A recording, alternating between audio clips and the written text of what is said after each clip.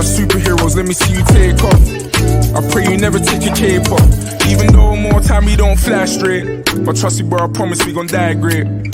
Our heavy but we ain't lightweights. Our parents were legends, they had to migrate. So that's the reason not to sit around and chat.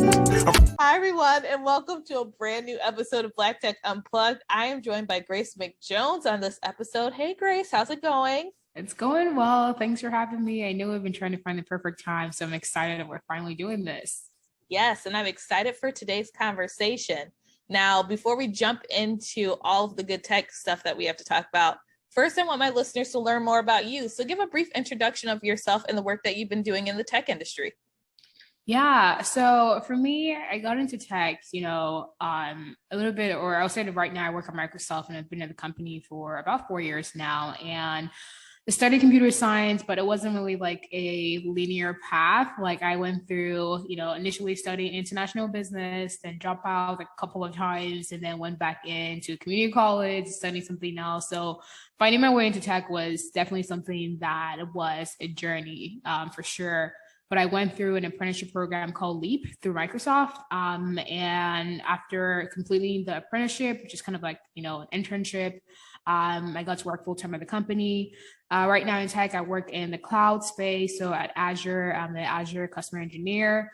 And what we do, honestly, with our team is just focused on the developer community and help them, use Azure and make sure that they're unblocked and anything, whether that's through their code, their script, or just building on the cloud in general. Outside of that, I have my own podcast, Technologue Podcast, where I demystify technology for people of color so they can enter into the tech industry, and just sharing stories of Black and brown folks who are doing incredible work in this space. And right now I'm diving into blockchain, Web3, NFTs, the whole 9 yards. And it's been great just meeting folks and learning from everyone within the community. Excellent. And you covered most of my questions for the intro, so I think we can just end right here. I'm kidding. But one question that I have is, so you mentioned that getting into tech was not a linear path. You started in you started in psychology, then you went to international relations, and then you ended up in computer science, which is ultimately where you landed. How did you ultimately know that you wanted to do a career in tech? I didn't know I wanted to be in tech because I didn't have any family members. I didn't know anyone who worked within the tech industry. And so for me, I'm a Nigerian American. So I'm an immigrant. I came to the country with my family when I was about 13 years old. And so with that, one of those people who never really knew what I wanted to be when I grew up. I remember I hated that question because I'm like, I don't know, as someone who has different passions and things like that. And that's to tell people you don't always have to have it all figured out, right? Because I think sometimes that can also be, how do I put this? Not a trap, but something that can feel like a restriction of okay, if I like only golf, I have to do golf for the rest of my life. If I'm really good at tennis, I have to do this for the rest of my life. Granted, if you're Serena Williams, do your thing, girl, do you. But not being able to kind of figure out what I wanted to do helped me be more open-minded of what I could do. For me, I see myself as a creative person. And the way that I actually decided to study computer science was through doing graphic design work and photography. That was my job at my university. And I remember just sitting there playing with Photoshop and Illustrator. I'm like, this is pretty cool. Without the software, I probably wouldn't have a job, And Yeah. so I was just kind of imagining okay, if I wanted to add a different tool into this tool set already, or create something like this, how would I do that? And so I really opened up Google like most people and just kind of typed in how was Photoshop created? And then I saw that it was created through a programming language. I'm like, what's a programming language? That sounds literally basic, what is it? And I just went through the rabbit hole of that, and okay. In my mind, I thought it was going to be easy, right? Just learn this and blah, blah, blah. And then after a while, I was kind of I can't really learn this on my own, kudos to a lot of people who are self-taught. But for me, I was this is a lot. I had a lot of questions. And like I said, I didn't have anyone around me who understood what I wanted to do. And so I'm nah, I need to be in class. I need to have teachers. I need to reach out to people. And so I was I will definitely switch into studying computer science. And I didn't even think about computer science I'm going to be coding XYZ. I was okay, I just want to learn how to make cool things websites and things like that. Yeah. And that's what kind of got me there. So to your question is just really just following my curiosity, right? Leaning towards things that I was personally curious about, and just following through on it and just being open-minded and just seeing where that path led me. I will say, I think that your story is rare in the sense of people often have curiosity, but they don't follow it quite in the way that you followed it and got into tech. But I think that kind of aligns with the moniker or the phrase that you kind of have, which is to demystify the tech industry, right? Mm-hmm. So from your perspective, I have to know, what does that phrase really mean to you? And why do you use that as kind of like the identifier for you? Because that's kind of like how a lot of people in the community kind of know about you. Yeah, I think so. Demystify, from my experience, if you're sitting on the outside of technology, like, you don't really know a lot, right? I think the most from a pop culture or media perspective is like if you're watching Fast and Furious or any movie who has like someone who's the coder or the tech geek or whatever, it's like they're in a hoodie and they're like typing in the dark and you're like, well, that's boring. Like, you don't even know what they're typing, right? And so there's this kind of stereotype of like someone who works in tech, right? It's kind of like, oh, they must be an engineer. They must be really smart. They're probably really good at math and like probably make a ton of money, which isn't always the case. And so for me, getting into the industry, I'm just kind of like, there was so much I didn't know. And now that I'm in it, I'm like, wow, like, first of all, let me pull back the curtains and kind of show people like, here are different ways that you can get into tech. Here are the different things that you can do. Here are how like you can stand out and not have to like kind of quote unquote like fit in with the status quo. Like something that I tell friends or people, it's like whenever I initially moved to Seattle, like I don't know, like for me, I like to dress up, right? Like I like to put on maybe a blazer or whatever it is. And I remember like going on campus and everyone's like in hoodies and I'm like, not everyone, but most people were super chill, which is great. But I was like, a few days I kind of dressed down, like this is not me. Like I'm sorry, like I don't like to wear like basic stuff most times. And so I was like, oh no, like I want to be myself. I want to show up as myself. And through that, I was able to connect with people also who are like-minded or who had the same kind of like style or whatever as me. And so for me, demystifying means literally saying like, hey, whoever you are, whatever you do, there's a space for you within tech. And it might feel mysterious, but here is how you can do it. And so my whole thing is like giving people the keys. I'm like, there's several keys to opening different doors, right? For someone, they might be interested in animation, 3D art, but then you don't see that maybe shown on television or you don't see that being talked about on Twitter. So you just feel like, okay, I just know art. Like I can't be in tech. And it's like, oh no, like there's so many companies, tech companies looking for people who are animators, 3D game design, all that kind of stuff. And that's now even becoming more prominent with the metaverse and NFTs, which I know we'll talk about down the line. And so for me, that's kind of what my idea of demystifying is, kind of telling people like, hey, like whatever you do, you too can be part of tech, even if it looks like an unconventional way, or if you look different from what the tech crowd looks like. Yes. And even speaking of demystifying the tech industry, you're doing just that by being a Web3 and blockchain educator. So what made you want to start sharing your knowledge around those two particular topics? The pandemic, I guess, short answer.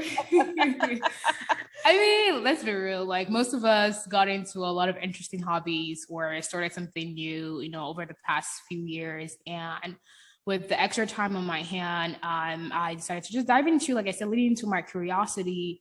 And personally, I would say having the podcast is kind of a gateway for me, or kind of a motivator for me to be aware of what's happening within the tech industry, right? Because it's so easy for us to kind of like just focus on what we do and say, okay, this is all I do, and I'm just gonna focus on it. But as someone who creates content, I'm like, I kind of have to know what's happening so I can also in turn educate my community and people that are like following my journey, so they're also aware of other opportunities within tech, whether it's emerging or something that's mainstream. And so I remember in 2020, I believe it was the summer of 2020 in Nigeria, there was the NSARS movement, which was a social issue because a lot of the protesters were protesting against the government for several things, and they were getting massacred and things like that.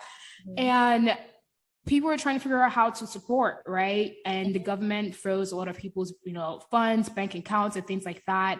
And so a lot of nonprofits were kind of stuck. But that enters Bitcoin. It's like, okay, you can actually donate to some of those nonprofits through cryptocurrencies, and people were doing it by Twitter. They're like, hey, if you're trying to donate, like here are these organizations that you can donate to who are accepting crypto.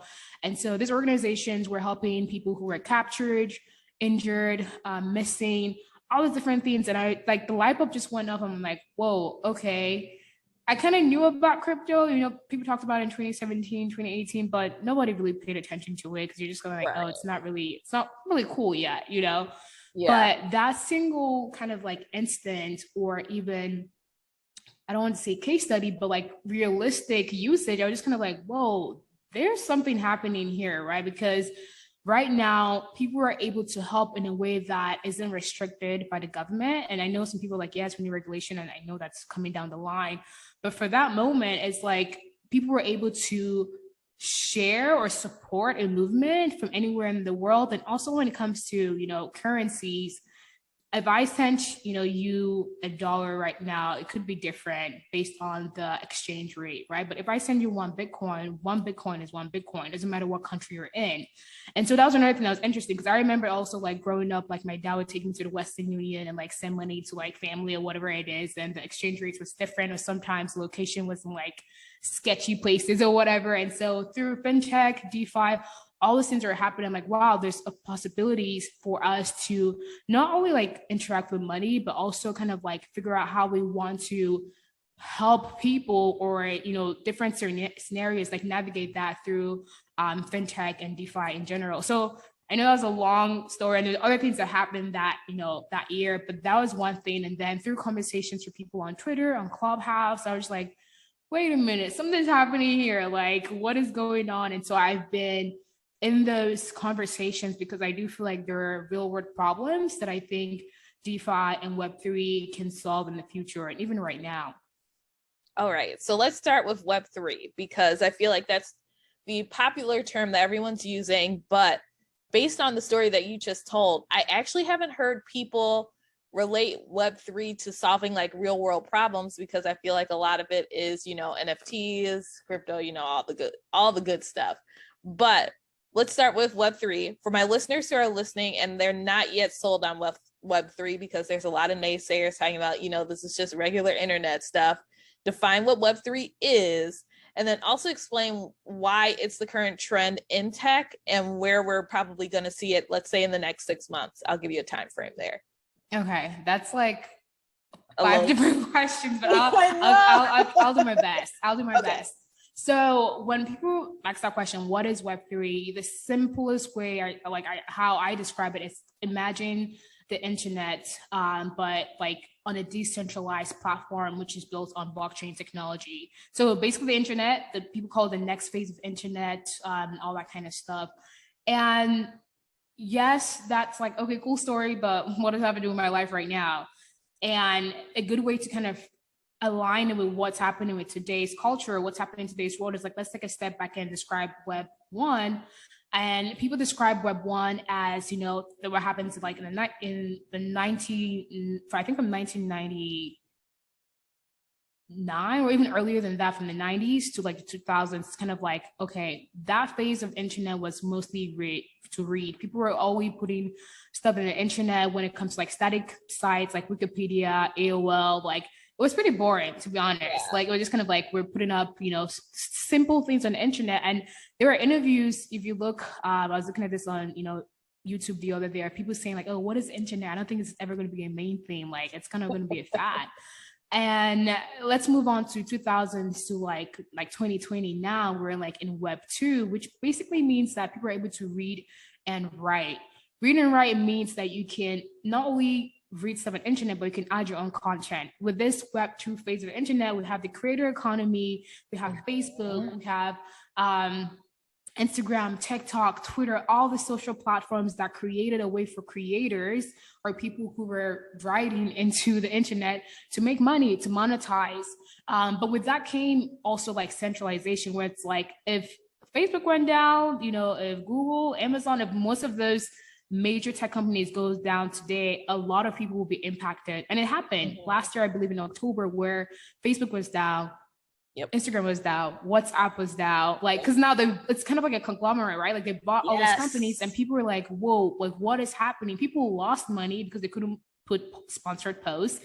Families were worried, especially if you have family in a different country, because they couldn't talk to their parents or their siblings. And it was a real fear that happened. I don't know if you ever, like, everybody went on Twitter because Twitter is the only thing that was up. And they're just like, what's going on? Like, WhatsApp, Instagram, like people are like, what's happening? And so those 6 hours, I think a lot of business owners, a lot of creators, and people are like, wow, like I can't have all my eggs in one basket. Like I need to figure out a way to directly connect to my users, my customers, if, you know, this centralized platforms goes down. And then right now, Web3, the whole point is that, you know, there are different parts to this, and I'm going to like oversimplify this, is that this new wave of the internet would be built on blockchain technology. Now, what is blockchain technology? People describe it as a decentralized ledger, basically as a database where you're able to add records, but it's immutable, meaning that you can't change it. So once you add something to it, I can go in and say, oh, actually scratch that, like, never mind, you know? Back in the day, let's talk about money real quick. When people, let's say, gave you money, you would write it down in a ledger because we didn't have computers. This is like way back in the day. And then when we had computers, we had databases, right? Like, hey, I can actually put this, you know, cash my paycheck to the bank and they have it. They're the third party between me and my money. But now with Web3, it's kind of like, no, like I can own that part of, like, you know, my finance and things like that. So all I have to do is connect my wallet to different entities to receive money, to give money. And so the bank isn't really there anymore, which is a threat, which is why a lot of banks are not really supported, even though a lot of them are coming around the block, you know, a lot of payment systems like Visa, PayPal, they're all coming around because it's kind of like, we don't want to lose out on the next phase of the internet. So I know I've mentioned a lot. I know I'm going to break it down, but basically what we're seeing right now, and what I mean right now with a lot of people, I'll use Instagram, for example, being unhappy with the platform of, let's say, making it looking like TikTok and not being able to see their friends and family is as a result of, you know, a centralized social media platform. Originally, when Instagram was created by its founders, it was more about just sharing simple moments, right, with your family, with your friends. But now, because we're in the creator economy, everything is monetized, it's e-commerce driven, like you receive so much video content, which makes sense because video now is the main thing. Like either you're talking about Twitter, Instagram, even LinkedIn, like video content is just surfaced up even better because it engages people, and we're in the attention economy, and it allows people to be on the platform longer because you're like, oh, that was 5 seconds, let me watch that like 7 times, you know, because it's funny. And so now Instagram come out and say, yeah, they're no longer like a photo platform, they're for videos, and people are upset because it's kind of like, oh, well, I don't even see, you know, my friend's dog pictures anymore. But if this was a decentralized platform, what would it look like, right? To a certain extent, you know, the users will have tokens, right? And we would have the options maybe to even vote on proposal. First of all, submit proposals, vote on it, and say, like, hey, should we have these features in XYZ? But we don't have any of that power. And usually and that's why Instagram is free, because it said if the product is free, you are the product, you know? So imagine if I had a car business and my cars are telling me how to sell them. I'm like, bro, you have no audacity to tell me how to sell you. And that's how we are. That's what we look like. Telling Instagram, hey, like, don't do this. And it's like, why would we not change it to a way where we make more money, right? Because the more people are watching, the more people on the platform, the more ads they run. Like there are ads everywhere in your stories, in your feed. Like I'm like, I get it, you guys want to make money, like, but it's so annoying. So saying all that to say that that's a problem right now. For some people, it might not be life-threatening of like, oh yeah, like I'm just going to leave Instagram. That's great, but not everyone can just pick up and leave because they've built their audience, they've built their brand, they've built their platform. I know it's Instagram. This is just an example because everyone is talking about it now of like, okay, is there a future in which if we as users, right, or even customers are on a platform, we're able to vote on certain changes before it happens? But that's how it is right now, where it's like even YouTube and can say, hey, we're going to kick you off, you know, our platform, and you have no say in it. And that's like that's centralized. That's Web2. And so Web3, we're hoping that users have more say in the conversation and how they're interacting with these platforms. So let's just picture a decentralized social media platform. We'll use Instagram because we've been talking about it already. What does that look like in a Web3 world? Like, what would people have to do? And I'm thinking of this from the perspective that, you know, people are not always happy about change. And so in order to have a decentralized social media platform, that's going to be a big change. So what would that look like so people can start getting that in their minds? Yeah, that's a great question. I mean, I think things can go a different way, right? I think that the way a social media platform is created, let's talk about NFTs, right? Because Instagram just instantly implemented NFTs on the platform. But if we say there is a decentralized social media network, basically when people like connect their wallet, that's another thing with data. It's like, you don't have to know my username, you don't have to know like my date of birth and all that kind of stuff. Mm-hmm. And that also comes with obviously its own issues, but we'll get to that later.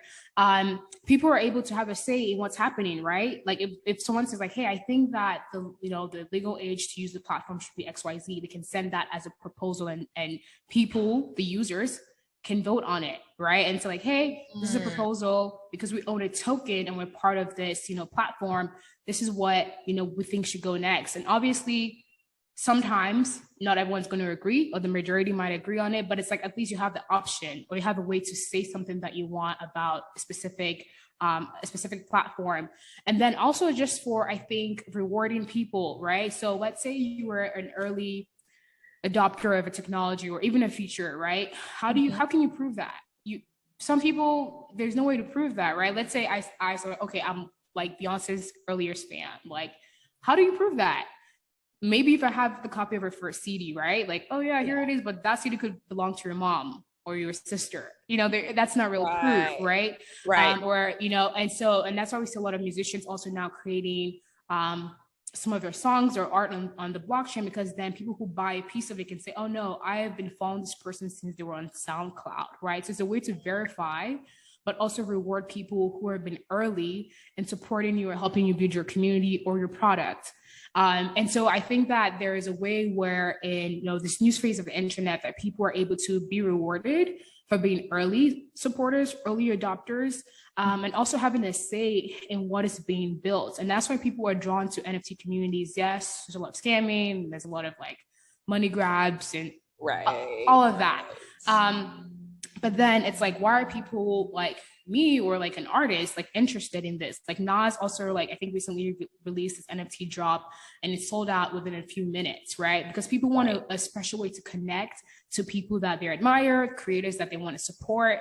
But now with, blockchain technology, it's verifiable. It's like, no, like back in 2021, back in 2022, I was the first one to whatever, or I was part of the team or part of the people that believe in XYZ. And now that's why, I got a special ticket to like maybe a VIP tickets to a concert because he gave it to his first 5,000 holders or things like that. So there's a lot of different use cases. And I feel like right now, we're obviously in a bear market where things are trending red, but I think it's a good time to, I don't want to say join Web3, not to be a gatekeeper, but to also just learn about it, right? Because I feel like most of this game are kind of dying out because it's kind of like people are not trying to spend that much money.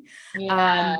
But also because I feel like bear markets, whether that's in crypto and stocks, because even in the stock, things are trending down.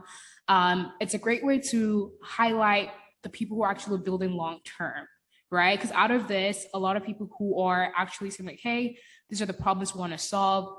They can shift through all the noise and all the like chaos and say, okay, this is what we built. Even in the recession from 2008 to 2009, there were companies who were built out of it, like Uber, Airbnb, Groupon, came out of that downturn and they were solving real problems. And it's interesting to see that because imagine a few years ago, right? Someone telling you, right? Like, hey, one day you'll be able to get into a stranger's car and they're going to take you home. I'd be like, excuse me, someone I do not know?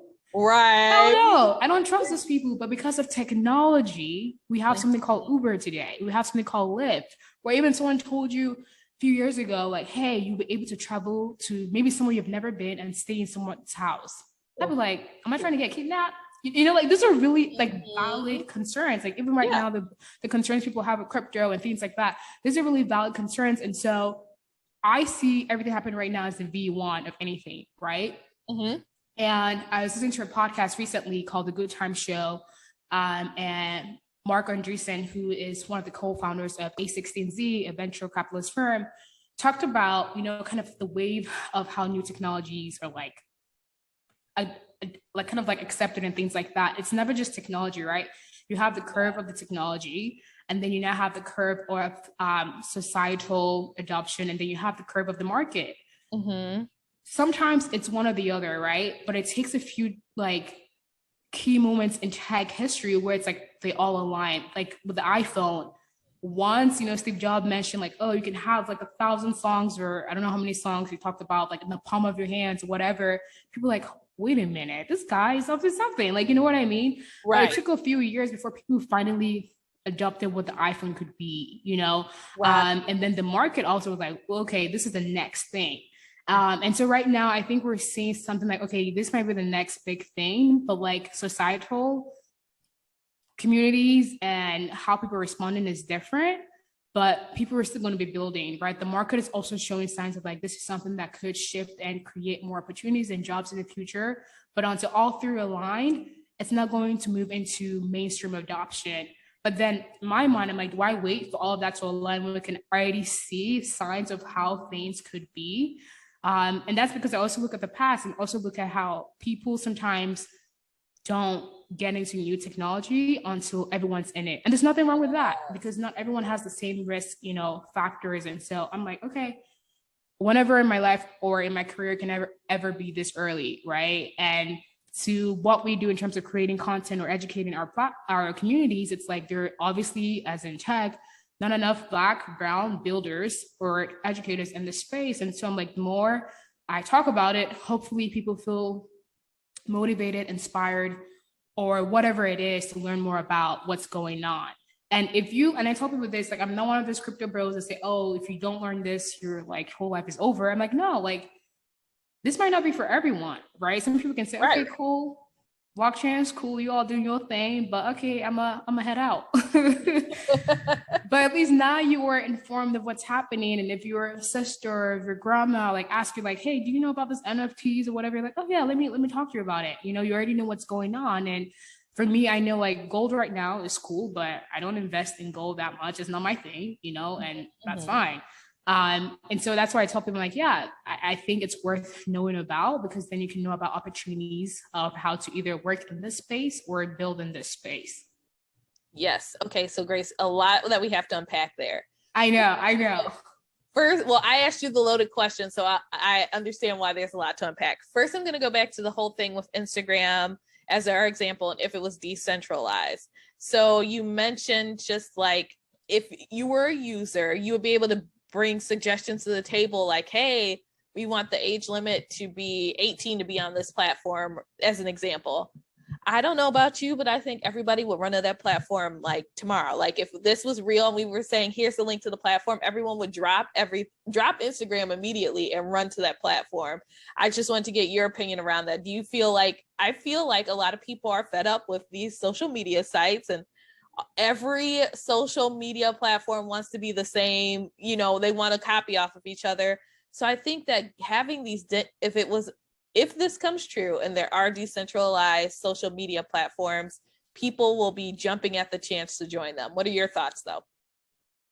Yeah, I feel like I said, we're in V1, right? We're just literally doing research. We're barely scratched the surface, and there's a lot of, how do I put this? A lot of risk factors, because then let's say if someone who is malicious and say, actually, let's everyone be able to say the N-word whenever they want. It's like, oh, those kind of issues. Like, how do we deal with that, right? You can't just say, oh, I don't believe what you believe. Like, I'm going to kick you out. And so I think that there's a lot of scenarios that people haven't talked through yet. This is why we're still early, because we need people thinking about these scenarios and not just building for one set of people in mind. And so like, hey, if people come on and they have controversial, and this is just another part of it, controversial views and things like that, how do we handle that, right? How do we handle a situation of like, are we going to deplatform people or not? And so I think that yes, a lot of people would rush to a platform like that, but then because we are humans and we're complex, you have to think about all those, I don't want to say edge cases, but there's things that might come up. And so I think that's what a lot of people are trying to figure out. Also, even through the government, how does that come into play, right? Like, how will the government, like, people don't want a government to regulate, but because of how people have been hurt recently, especially those who have either been scammed or lost a lot of their assets into some of this altcoins, it's kind of like, okay, who do we hold responsible? So for me, whenever I talk about Web3 and blockchain, I'm not always saying, you know, like, y'all, like, these are all the great things. I also think about the things that are not so great right now, you know, because I'm like, we need to have a balanced conversation and to tell people like, hey, yeah, we're early. That means a lot of people are taking advantage of the space. Obviously, people are probably laundering money. People are like, are probably running scams. But at the same time, you know, and this is how I look at it, everyone has a different perspective. At the same time, you know, I look at email, right? There are thousands of millions of phishing emails are sent, of scam emails are sent. Yeah. But we're not out here saying, hey, let's ban Gmail, let's ban Yahoo. It's like, no, we have laws in place that if you get caught, you're probably going to go to jail. Or we tell people, educate people, don't click random links. Don't do things that might put you in danger. Or like if you see something that looks like a bank, this is what you can look for. So I think education is so important right now with this new technology. Like telling people don't FOMO in, because then people take advantage of that. And it's like, hey, like, okay, the celebrity that you like is releasing this, click this link right now or else you miss out. It's like, no, do your research, like do your research, take as much time as you need. And so a lot of people who are not fans of this technology, and their concerns are valid because some people say, okay, it's creating artificial, you know, scarcity, or like it's allowing people to just kind of like waste a lot of money and things like that.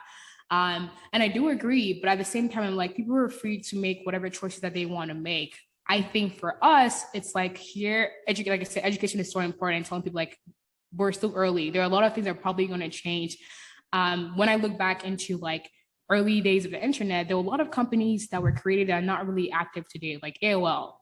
Bro, they were booming back in the day. Like everyone's like, you know, dial-up connection, like, but now it's kind of like, where are they now? So usually the people who are sometimes the first or whatever it is, they don't really last that long because also they fall into the trap of maybe not growing as the technology grows, or just thinking they're too big and they can never crumble. And I think that's kind of what is happening right now with Facebook and Instagram. It's like, we're so big, like nothing's going to get us down. It's like, nah, like if people are really tired and a new solution comes to the forefront, things could really change. So like no one is unstoppable or what I put like on, you know, like just so great that nothing's ever going to happen, because with technology, it's either you know, adopt what's happening. It's either you reinvent yourself or you die out.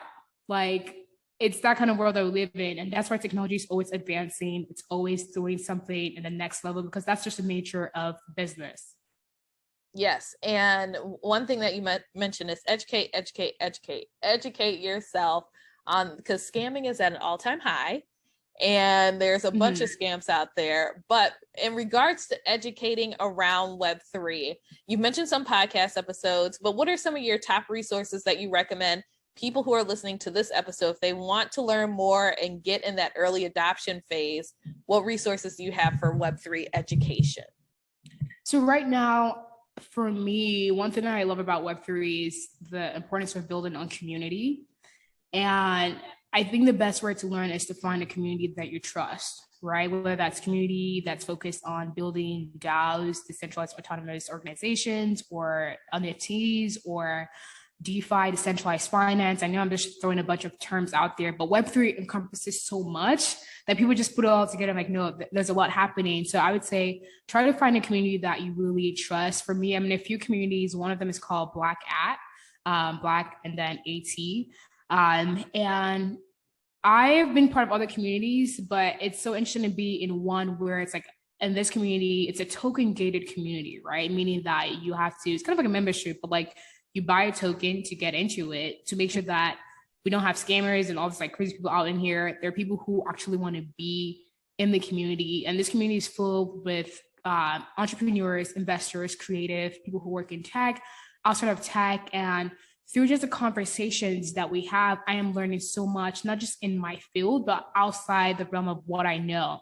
And I've been able to get into other communities, because then with this community growing, their influence, they're able to collaborate with other big NFT projects and give us like do giveaways and things like that. And there are a lot of other women, communities. There's Women in Web3. There's a community that I am part of and building. It's called Emerging. Sorry, I just kind of like lost a train of my train of thought, but it's called Women of Color in Emerging Tech. And there's a few I can, put them in the send them to you so you can put them in the show notes. But I've also learned a lot on Twitter by following like some really amazing people. And yeah, like I said, community, because then if you have a question about a specific NFT project and you're trying to kind of navigate if it's legit or not, like you can just say like, hey guys, like, what do you all think about this? And feel like, oh yeah, this is legit, or like, this is what we're doing. I know recently like Shark Tank had their first NFT on I think, on TV with their new season 13. And one of the people who worked on it was in this community. It was like, yeah, like we worked on it. I was like, whoa, like that is amazing, just learning through that. And so I would say definitely try to find one or two communities that you are open to onboarding people, because not every NFT community or Web3 community is for onboarding. Some of them are for investing. Some of them are just like collaborations. And so that's what I would say. Find a community that you can trust and a community that helps you onboard into the Web3 space. Yes, and you actually try to just skip past that community that you mentioned, the Women of Color and Emerging Tech. And for my listeners who don't know, the reason that I'm saying this is because Grace was the founder. You started this in December of 2021. So tell my audience and myself more about this community that you founded and what it's all about.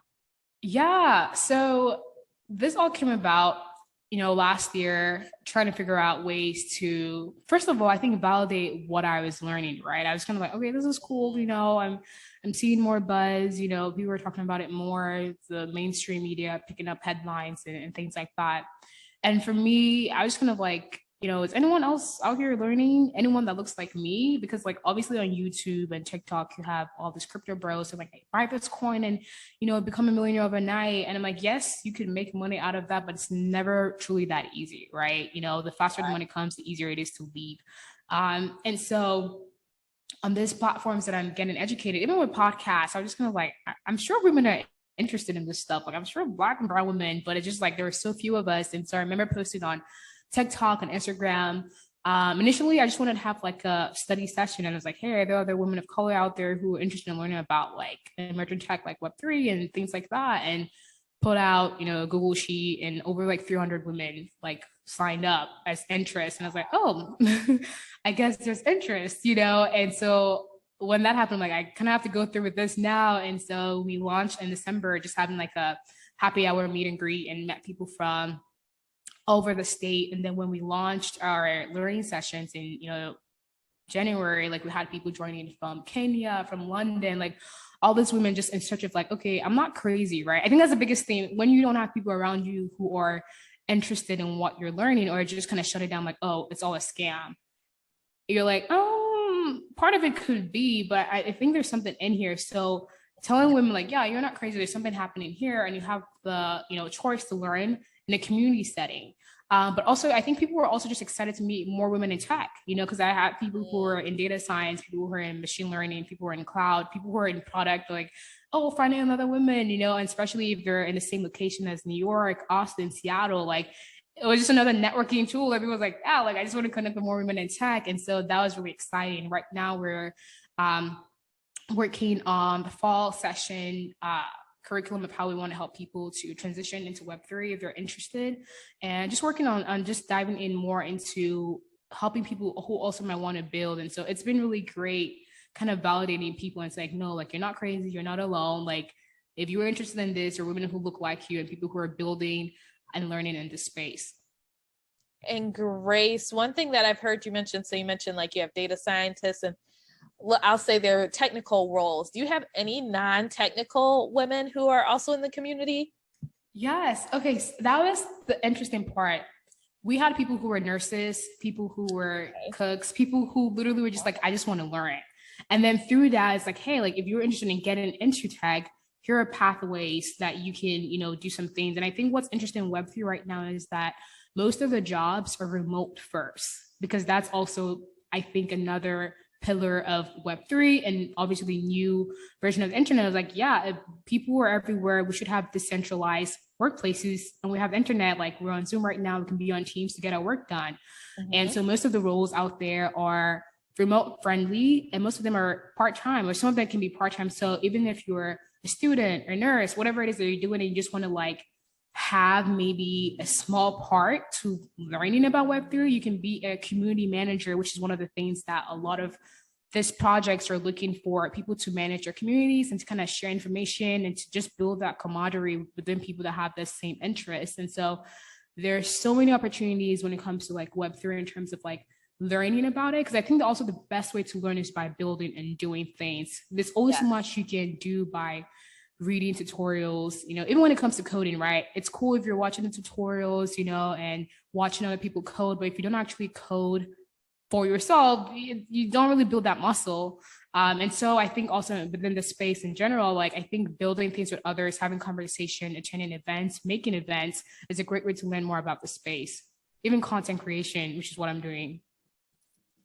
Yes, and we're going to jump to the content creation piece of what you do in one moment. But to wrap up our Web3 conversation, two things I want to ask. First, I want to go back to the non-technical piece and talk through, because I feel like a lot of what we've been talking through has been on the more technical side. What do you recommend for non-technical people, aka people like myself, who want to get more involved in Web3 and want to join in that space, but don't really know where we fit in yet, because it is early. It is like the early adopter space, right? We're still figuring out what Web3 is really going to shape up to be. So how do we jump in?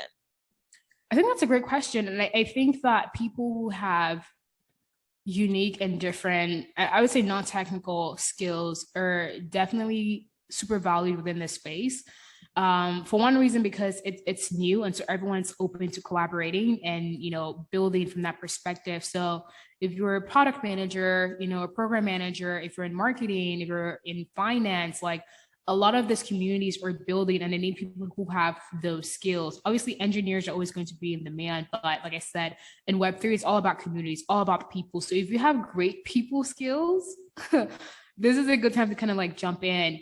And something else that I would add is kind of like, if you're already in tech, like, because right now, like I said, like my day job is in cloud computing, doing all that kind of stuff. But on the side, like I enjoy making content. I do a lot of like marketing and things like that. And so that's how I'm contributing into other communities. I'm like, I can help you do marketing. I can help you create content. I can do X, Y, Z. So in that sense, I'm also sharpening other skills that I have that can maybe in the long run help me when I, maybe move to a different role or things like that, and say, hey, like I actually have built out this skill set and can help me negotiate for a higher salary. So for me, I would say the interest also in Web3 is that, for people who feel like, okay, I'm a creative technologist, like I'm not just like left brain, because that's something in college that was so funny. People were like, oh man, when I told them I'm studying like computer science, like, wow, they must be left brain and like super smart and analytical and things like that. I'm like, yeah, but I use both my brains. Like I got into tech because it's like I was doing photography and creative work. So it's like, now I don't have to choose which one. I can do both, And I think that the fact that, with NFTs, I think it's allowing people who are creative now, that intersection of creativity and technology is really a reality, because with every big wave of technology that we've seen, even in the past, before a couple of years ago, it was cloud technology. It was the new thing, the hot thing. AI, artificial intelligence, machine learning, the cool thing, the sexy thing. But if you weren't technical, how do you use AI? Like how do you make it work for you as a creator, as a creative? It's hard. So for me right now, seeing how a lot of creatives are using, Web3 or creating, art and putting on the blockchain, music videos and putting on the blockchain, and even like funding themselves, it's really cool to see that, say like, yeah, like people are actually now, or more people can actually work in tech, because now this tech is more inclusive to a certain degree. Like you don't have to know how to like code to be in Web3 or to build NFTs. You can definitely collaborate with, the engineers and things like that. But it's like, okay, wow, like I can actually use this technology to fund my vision, to fund my dream and things like that. So it's been cool really watching a lot of artists like come into the light, or even like music artists like make money or fundraise through like NFT collections and things like that, and not wait for maybe if they're tied to a label, or even just kind of like relying on revenue streams from the streaming platform, because most artists make pennies for streaming compared to, let's say, you know, having a song put it on the blockchain and people are able to like buy pieces of it, which, you know, it's fractional ownership. That's another terminology and something that we can go into another time. And it's so powerful to see, like, and that's another thing where I've seen a lot of Black creators create and make more money coming from a wealth perspective now through just putting their art already existing for years, 5 to 10 years, but it's now visible on the blockchain and people are now can buy their stuff. And for me, like, it's such a different way to look at things, because like growing up, my family didn't collect art. Like we didn't pass art to generation, you know what I mean? Because that's where a lot of old money is too, art. But now with digital collectibles, people are just kind of like, oh, like, I'm just going to screenshot this NFT. I'm like, okay, how do you screenshot an NFT that's music based, a music NFT? How do you screenshot that? Like, you know what I mean? And so it's one of those things where I'm like, people need to be open-minded of how they see technology evolving, but different ways that it allows other folks with different skills and talents to be within the industry. Exactly. And, you know, speaking, we've talked about the evolution of Web3 thus far, even though it's still in its early stages. But I want to ask you, what do you see, or what do you predict will happen with Web3 in the next 6 months? So let's say by the end of 2022, where do you see Web3 being? That's a little question. There's a lot happening right now, right? On the macro level, you know, and it's one of those things where right now everything is expensive, right? The housing market is crazy, especially if you live in the US. You know, stocks are down, crypto is down, Ethereum, Bitcoin, all that kind of stuff. But it's interesting to see how people are also building. VC, you know, firms are pouring in money. I believe A16Z recently in May raised their fourth fund for about, I think, $4.7 billion to Web3 and crypto startups. And so there are a lot of people throwing money at a lot of startups, and there are a lot of accelerators. I know that recently Disney had their own accelerator program for Web3 metaverse focused companies. And so now is a great time to build. Not just build for the money, because please solve a real problem. That's another issue. People just creating things that nobody needs and will last past, you know, a few years. And so, but I would say if you're someone who you see there's a problem, right? And you think through like, how can blockchain technology help solve this problem in a sustainable way that would be here for the next 5 to 10 years? But going back to the question about 6 months, I do feel like things will probably still be in a bear market. I think we're going to see like little like bumps of like, oh yeah, you know, talking about the price of crypto goes up and goes down. But I think it's more important right now to just build. If you're into like building, whether that's communities, whether that's content, whether that's a startup, and just focus on learning. I think those are two things, you know, because I feel like everything on, you know, macro level will keep changing, whether that's price and news and this company is closing and all of that. Like even like there's a lot of crypto companies laying off a lot of people, like Coinbase and all of that. It's going to keep happening, but I would say focus on either learning, whichever way that looks like with community, or just build something, whether that's you're building a small blockchain, I don't know, app or whatever. I will say there are different resources like Build Space for those who are engineers or those who are just curious about blockchain. Like when you sign in, they have different projects that you can kind of like build. So definitely check out Build Space. And then there's Odyssey, the Odyssey DAO. That's like one of the first communities that I was able to kind of like onboard, went through their boot camp to learn more about Web3 in general. I'm trying to think through other places, but I would say, yeah, just build. I think that a lot of people are going to be falling out of this because it's like, oh, there's no money to be scammed for people, because people now are really thinking about like, okay, like, yes, this is cool, but they're not spending as they did in the last year or so, where there was like a bull run and people were making like literally millions of dollars from just maybe flipping NFTs or things like that. So I just say, try to find 1 or 2 NFT or Web3 communities that you feel like you can build with and learn. because when we're out of this cycle, because we know things go up and down, you have something to show for it, right? You can say like, yeah, when people were, doing the most, I was out here learning, I was out here building, and then you have the relationships to show for it, or the projects to show for it. So yes. And one more Web3 related question, because we talked about how currently there's no regulation within that, within Web3. And so there's no accountability. And as we know, because as we mentioned, humans are complex, there needs to be an accountability component, or things are going to go left real quick. So from your perspective, in regards to Web3, how do you foresee regulations and accountability being brought into the space? Yeah, there's a lot going on right now. I would say I'm not an expert in this space, but recently the feds have been cracking down on a lot of people who are doing insider trading. I think recently someone who worked at Coinbase was charged, for insider trading and wire fraud and things like that. So when it comes to that, those are real things that people are like, oh no, they're never gonna find out. It's like, nah, like people are, literally out here doing the most. And I think that that's a way to really grow accountability and trust. I think that for those who are working within corporate companies and whatnot, it's kind of like, yeah, like if you're out here knowing that this particular project or company might, 10x in the next few months, and you're doing all that stuff, shady stuff, you should be held accountable. When it comes to regulations, which I feel like it's definitely needed, but it's going to be complex. I do feel like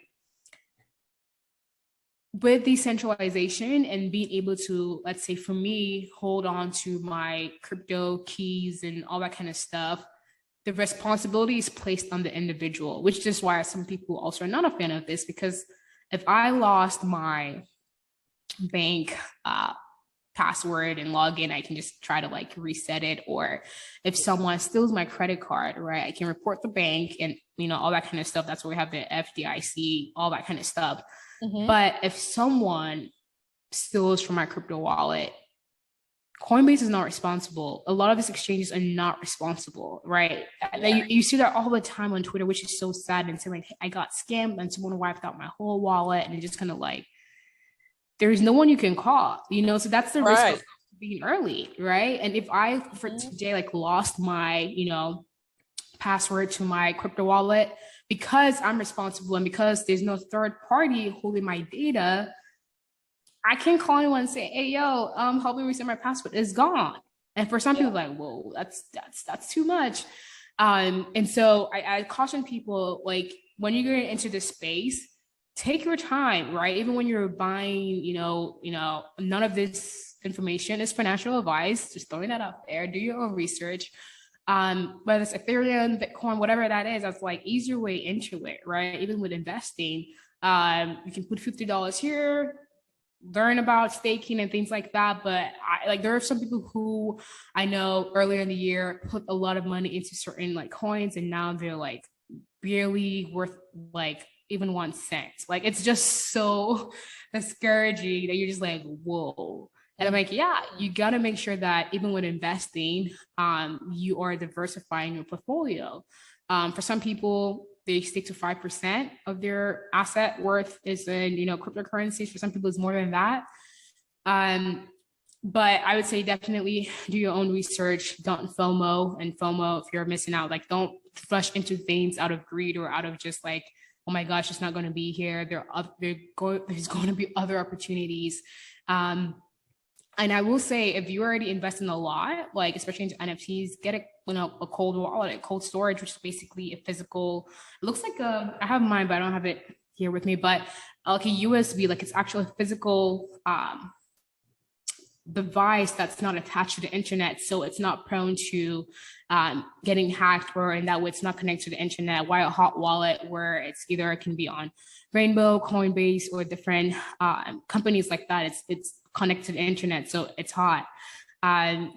Make sure that also when getting into this, like one thing that I wish I knew I also did later is creating a different email address, right, where it's like either Web3 or crypto related. So if anything were to happen and you got like hacked or whatever, at least it's not touching your personal stuff, right? It's like something separate. And so this is some, I know when you talk about safety tips, just things that I think people should be aware of like, yes, when you're and where things are building, but still be cautious when it comes into this space. But yeah, I think it's worth learning as much as you can now. But make sure that you're doing everything within your means, because what's the point of pay your, for gas or your light bills, you know what I mean? Like, that's why I tell people, like, nah, make sure the prioritize things that are really most important right now. And know that everything else, will fall into place, but yeah. Yeah. And to summarize all that, so scamming is still at an all-time high. So be careful, educate yourself, do not have FOMO in this space, but take the time to actually educate yourself and see, get in where you fit in, as opposed to like forcing yourself into the space. And then just be careful, because if you don't know what you're doing, you can end up in a spot. Well, be careful, because we don't want you to be struggling while trying to participate in some of this stuff, but just do it at your own leisure and take your time and do the research. Yeah, and find a community so you don't feel alone. So I think for me, what's also important is like asking questions. You don't know what you don't know, right? Like it took a lot for me, even buying like my first, cold wallet. Like I knew about it, it's a ledger and all that kind of stuff. But after a while, asking questions, attending, different online events, I'm like, okay, I feel comfortable where it's like, yeah, I do have a few of my assets that are worth a lot. I should probably get cold storage so that it's safe. And to also learn about what that looks like of like transferring something into a cold wallet. And I know like in this episode, we've said a lot of terminologies, but I definitely feel like try to re-listen, take notes. And I feel like the information we've shared so far here is something that anyone, like it's beginner friendly and anyone can get into. But I think with everything that I've said is, stay curious, right? Like I feel like a lot of people just miss out on opportunities because you're like, oh, everyone's saying it's, it's a scam. I could have easily said that, but then I looked into how I got into tech. Like I leaned towards my curiosity, and it definitely took more than one try. I definitely did not know what I was doing earlier on. But the more steps you take, the more the path becomes clear, right? The more people you're able to meet and the people you're able to talk to, ask questions and figure things out. And like I said, when you're in community, you don't feel like you're alone, right? You feel like, okay, yeah, it's not just me. And then within community, the people that look like you and might have a lived experience, because there are some communities I'm part of where I feel like I can't really see anything because people don't understand what it means to be a woman or to be Black in the space, right? For them, it doesn't compute, right? And so I'm like, oh, let me actually go somewhere where we can have the real talk, and everything I say, I don't have to explain myself twice. There's no code switching. And obviously there's not a lot of these communities out there, but there are a lot being built right now. And so another thing that I always say is like, if you don't find a community that fits your need, build one. And that's what I did. I'm like, yeah, like I don't see a lot of, communities focused on women. And I call it emerging tech because right now it's Web3. Web3 is a hot new girl. Everyone's trying to talk about, but what does it look like in the next 5 years or in the next 10 years, right? Or even 20 years from now, probably quantum computing, which is another thing where like, I'm like, oh, that's like, I think about it, my brain just goes crazy, but I want more Black and brown women to be in the forefront of emerging tech because I feel like that's the change that will make the big impact. Because I know it's cool to want to get women into tech, but I'm like, sometimes I don't want to say it feels too late, but I'm like, okay, what about the things that are being built now? There are women who are willing to be leaders, take the risk of onboarding, new technologies that are not really, figured out yet. Then it's like, why not? Because then we're able to build wealth. That's another thing. Then people are able to see that, okay, it is possible, and also go on that lane. And then also just building the future that we want to see. Because I tell people all the time, there's a quote that I love that says, the best way to predict the future is to build it. And so if all this emerging tech is shaping the future that we're going to live in, then we need more of us in it building those type of technologies, right? Because can you imagine like a few years ago, and that's why it shows right now, like 10, 20 years later, the top richest people in the world are all men right now. And then in the US, it's like, I think 5 or 6 of those men are in technology, from Jeff Bezos, Elon Musk, Mark Zuckerberg, Bill Gates. It's like, yeah, the next wave of being able to build generational wealth, I believe, is through technology. And we've seen it we're seeing right now. And so that's why I always encourage, women to not only just get into tech, but to lead in tech, to take the risk in working on emerging technologies and things like that. Yes. And Grace, I appreciate all of the time and education that you provided my listeners on today's episode in regards to Web3. So I want to take a moment to just say thank you for that. But I would be remiss if I didn't mention that you too are a female tech podcaster. So also want to just take a moment before I let you go and have you talk about your podcast, Tech Unlocked. And you've been doing that podcast for about 2 years, but explain to my listeners what content you have on the podcast, and then also just kind of some of the content that you cover.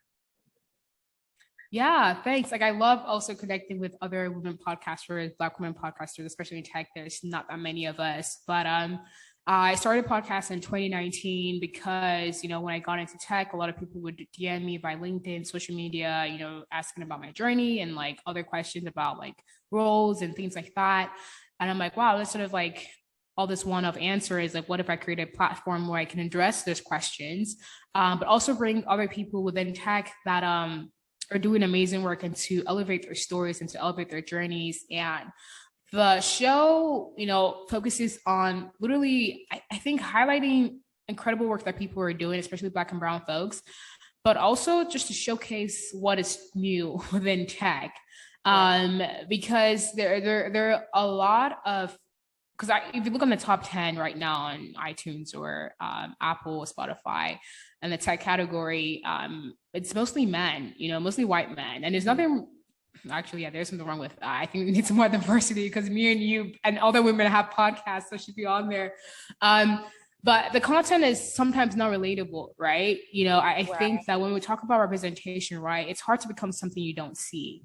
And so, or even hear. And so with the podcast, my aim is to demystify, like I mentioned earlier, several different parts of the tech world, right? To show that, it is visible. Yes, it might not be what everyone is talking about every day, but there is definitely a lot of exciting new technology happening, but also a lot of new exciting careers being built and being created. One of the guys that I had recently back in, I believe, was it March or April, we talked about, virtual reality, how it's helping teenagers talk about, their struggles and their, things that they're going through by playing video games and different things like that. And I've had people on the show talk about quantum computing, supercomputers and things like that. But every time I talk about those things, it's through the lens of demystifying. So we're not talking like, hear us, we sound so smart, it's like, no, like, how does this relate to me? Why should I care about this topic? What kind of impact does it have? And what kind of impact can it have, not just on me, but the generation after me? Because that's another thing with Web3. Like I was telling someone the other day, I'm like, right now, like I don't have kids, but like in the future, like my kids are never going to have an Instagram account. They're never going to have, Facebook. Maybe if I created to show baby pictures and all that stuff, like celebrity, couples or parents do to post pictures and whatnot. But it's like, things are going to look so different 10 to 20 years from now. But who's building that future, right? How can you be part of the people building that future? And that's something that gets me excited of showing people what's being built, because I look at, kids today, they're paying attention to Roblox or, Sandbox or different ways. I'm like, that's probably going to be the future in a sense. And just because you don't agree with something, just because you don't like something, doesn't mean it's not going to happen. Like I see a lot of people speculating and talking about the metaverse. Oh my gosh. I'm like, cool. Okay. If you don't like it, build something else. Stop complaining. Or why don't you like, and that's another thing. It's like, if you don't like something, why don't you like it? Like think through your own thoughts. And that's how I process. I'm like, okay, why am I attracted to this new technology or to this thing? If I am, what are ways that I can use it to help benefit my community or the problems that I want to solve? And just have a conversation with yourself and don't let, mainstream media or whatever people are saying to sway you out of like opportunities to really build and to really learn. And so I tell people all the time, like, yeah, you can't be part of the solution if you're not part of the conversation. And so I think for me, I try to get people to be aware of what's happening in tech and to show them like, yeah, you too, with every skills and everything that you have, you're able to get into the industry. And so I hope that, the show is inspiring and people are able to learn something tangible from it and to, make the show relatable, to make technology more relatable to people. Yes, and I agree, because from what your podcast brings to the table is, like you said, these tough tech topics that are sometimes a little bit more technical. It makes it relatable, it makes it easy, it makes it digestible, and I can appreciate that. And that's why I listen, because then I get to hear about awesome topics like Web3, blockchain, NFTs when they came out. I don't know why, but specifically the NFT episode that you had where you described like how to, go through that whole process was helpful, especially for someone like myself who's not technical. So I appreciate your podcast and the content that you create around it. Yeah, thank you so much for listening. I think that for me, I'm able to learn and grow because other people are also teaching and sharing. That particular episode, I had it with Harold Hughes, and he is one of the co-founders of Black App, the community I talked about, the NFT community I talk about for Black folks who are interested in learning more about Web3 and all that kind of stuff. And I just remember like, wow, like he just made things so easy to understand. And I was like, why isn't everyone talking about it on this level where I feel like I understand it and I'm not dumb, I'm not stupid, Right. And so for me, I'm like, yeah, if I can show the average person like, hey, here's what this technology means, like, don't be afraid, don't be intimidated, like, you too can learn and build on it, like, then I think I've achieved my goal. Yes. And Grace, so we've talked, before I ask this last question, where can people listen to your podcast? Where can people listen to Tech Unlocked? Yeah, you can listen to it on Spotify, Apple Music, Apple, or wherever you listen to your podcast. You can also go to techunlock.co to listen to it on the website. So anywhere you get your podcast, listen to, just type in Tech Unlock by Grace MacJones and you should be able to see it. Excellent. And we've covered a lot today, mostly on Web3, your career, and then also your podcast. But want to just open the floor. Any final pieces of advice or tips for the community that's listening to the episode today? Yeah, I mean, if you're someone who feels like you want to change the world in some way, I think that technology is a great, amplifier of whatever that looks like. Whether that's through, that's through biotech, if that's through media, whatever it is. And so I would say that, getting into tech doesn't have to be work for a tech corporation. It just means that you're using technology to amplify whatever solution that you are building or you want to create. So I would say don't be intimidated, don't be discouraged, and lean towards, like I've said, towards your curiosity, your next questions. I think that a lot of people get frustrated because either they feel like they don't have what it takes or they don't have a culture degree or things like that. And so they self-reject a lot and say, oh, like I probably wouldn't make it, I probably wouldn't get in. And I tell people, no, shoot your shot, apply for that job, reach out to that person. You never know until you try. It sounds so cliche, but it's so true. There's so many people that I've met recently where I'm like, wow, like if I never really goes down to DMs or never send that DM, it wouldn't be on my podcast, like high key. I think about, the opportunities I've had to either speak or collaborate. I'm like, yeah, it's from me shooting my shot, because there are some people that are not even looking for us, and what I mean, us, I mean like Black folks, they're not in our radar. So for me, my thing is like always give back in the capacity that I can, but also reach out to people and say like, hey, like this is what I have to offer. These are my skills. And it's just incredible how people will literally go out there and it's like, sure, like why not? Oh yeah, if I'm not the right person, here's someone that you can reach out to. So don't self-reject, shoot your shot, go after your dreams, and you'd be surprised what can happen. Well, Grace, I think that is a perfect note to end on. Thank you again for your time today. Appreciate it. Probably we'll have you back on a future episode to talk about the metaverse, because that is a whole nother topic. Yes. I am so excited about that. And that's another thing. And we can go into that later, but thinking through certain scenarios and like, wow, the world is changing, and the world will continue to change, but I just want more of us to be part of the future and what it's going to look like. Yes, I am with you there. So yes, future episode on Metaverse, we'll figure that out. But again, Grace, thanks for your time today. Thank you for sharing all about Web3 and your journey, and appreciate you. Yes, thank you so much for allowing me to be on the show. Like I love the content that you put out and how you elevate Black voices and Black people within a tech space. And I'm so honored to be on the podcast. Oh, thank you. I appreciate that. All right, Grace, you can go ahead and just hang up. I will follow up with you for a release date, and then we'll go from there. Yeah, awesome. Glad that everything went well and we're able to like get this done. Yeah.